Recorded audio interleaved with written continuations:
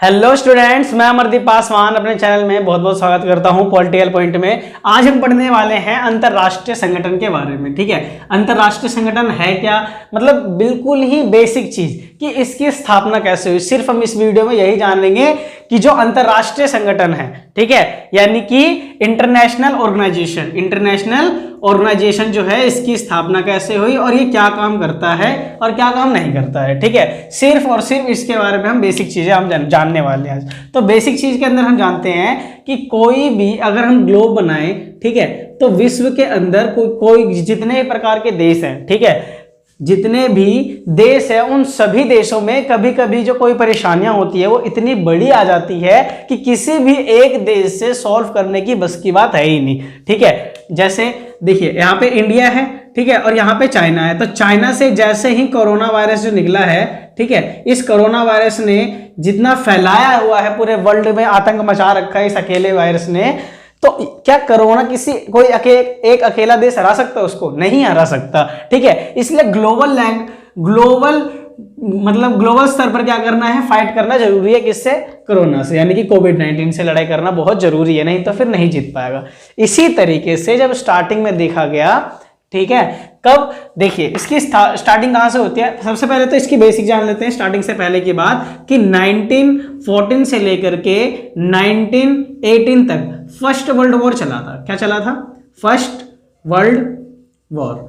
जब first world war चला तो इस फर्स्ट वर्ल्ड वॉर के अंदर इतनी ज्यादा, मतलब कि जरूरत से ज्यादा, सोच नहीं सकते, जनहानि और धनहानि ये दोनों ही हुआ। जनहानि और धनहानि, जनहानि यानी कि जनता की मृत्यु, धनहानि यानी कि पैसे की, यानी कि बहुत ही ज्यादा जनता भी खो गए थे और बहुत ही ज्यादा हमने पैसा भी खो दिया था। ठीक है, खो गया था क्या मतलब, यानी कि बाजार में खो गए हैं। ठीक है, यहाँ पे जनता की डेथ हो गई थी, क्योंकि इसके अंदर देखो जब भी कोई भी युद्ध होता है तो उस युद्ध के अंदर कौन, या तो सैनिक मारे जाते हैं, ठीक है, या तो फिर कौन मारे जाते हैं, आतंकवादी मारे जाते हैं। कौन मारे जाते हैं? आतंकवादी मारे जाते हैं। लेकिन इस युद्ध के अंदर जिसे कहते हैं ना आम जनता, ऐसे हम जैसे लोग, आप जैसे लोग, ठीक है, ये आम जनता मारे गए थे। तब जाकर के ये कहा गया कि क्यों ना हम एक आईओ की स्थापना करें, इंटरनेशनल ऑर्गेनाइजेशन की स्थापना करें। ठीक है, तब जाकर के क्या हुआ कि 10 जनवरी 1920 में, ठीक है, कब किसी डेटा में यहाँ पे 1919 भी लिखा होता है, लेकिन एक्चुअल में जो डेट है वो 1918 ही है, जो कि फर्स्ट वर्ल्ड वॉर चला था। ठीक है, और जो देखो एक ऑर्गेनाइजेशन की स्थापना हुई जिसको कहा गया लीग ऑफ नेशन। क्या कहा गया? League of nation. ठीक है, लीग ऑफ नेशन। तो इस लीग ऑफ नेशन में क्या जो सबसे मेन काम था कि भाई जब फर्स्ट वर्ल्ड वॉर जो हुआ तो इस फर्स्ट वर्ल्ड वॉर में बहुत ज्यादा जनहानि और धनहानि देखा गया। जब जनहानि और धनहानि देखा गया ना, तब जाकर के लीग ऑफ नेशन की स्थापना हुई। इसकी स्थापना हुई थी 10 जनवरी 1920 में। ठीक है, 10 जनवरी 1920 में इसकी स्थापना हुई। और ये क्या करता है कि ये ना मंच प्रदान करता है। क्या प्रदान करता है? मंच प्रदान करता है कि विश्व के अंदर जितने भी प्रकार के देश हैं वो सभी देश, अगर किसी को भी कोई भी परेशानी होती है तो आकर के क्या कर सकते हैं, हम आपको मंच प्रदान करते हैं और वहां पर आकर के आप अपने समस्याओं को सुनाइए, बताइए, ताकि सब मिल करके क्या करे, किसी देश को, मतलब किसी समस्याओं को हल कर सकते। किसी देश को नहीं, किसी देश को उड़ाना नहीं है भाई। ठीक है, उसने क्या करा, मंच प्रदान किया, एक स्टेज दिया है बोलने के लिए। और तो और इसका काम क्या था? इसका काम यह था कि जितने भी प्रकार के युद्ध होते हैं ना, उस युद्ध को रोकना है और किसी भी बात या फिर विवाद को क्या करना है, बातचीत के द्वारा हल करना है। किसके द्वारा हल करना है? बातचीत के द्वारा, यानी कि हथियारों और शस्त्रों से लड़ाई नहीं की जाएगी, केवल और केवल बातचीत के द्वारा हम एक दूसरे की बातें को सुनेंगे और हल करेंगे। लेकिन स्टार्टिंग में तो इसको कामयाबी मिल गई। जो लीग ऑफ नेशन है, स्टार्टिंग में क्या हुआ कि ये तो भाई खूब आगे बढ़ा, स्टार्टिंग में खूब आगे बढ़ा, एकदम खूब तरक्की कर रहा, लेकिन इसने सेकेंड वर्ल्ड वॉर को नहीं रोक पाया।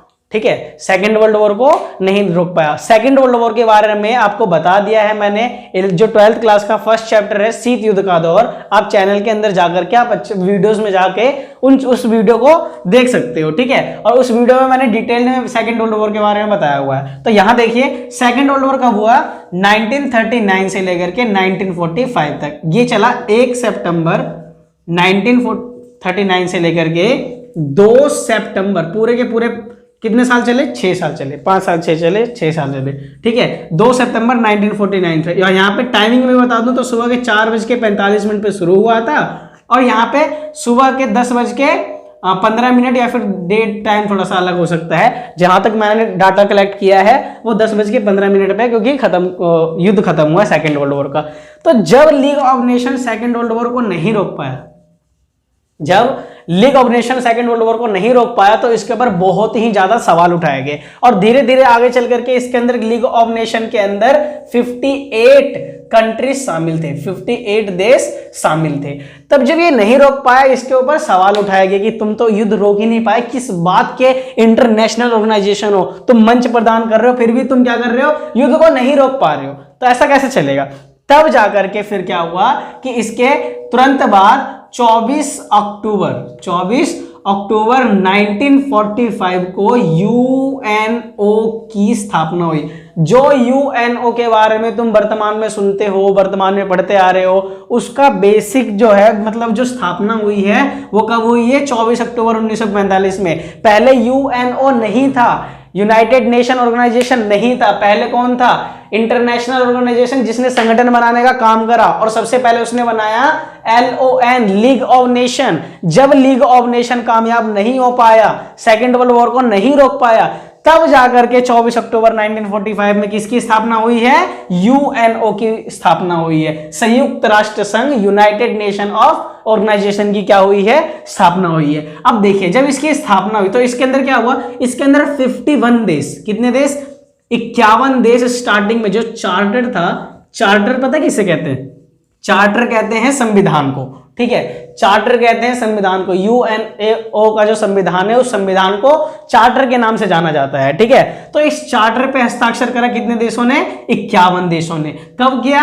1945 में किया, ठीक है, 1945 में किया। और आपको जानकर हैरानी होगी कि हमारा जो देश है वो 1947 में आजाद हुआ है, लेकिन फिर भी 1947 से पहले 1945 में इसके चार्टर पे हस्ताक्षर करके यूएनओ का सदस्य बना था। कौन?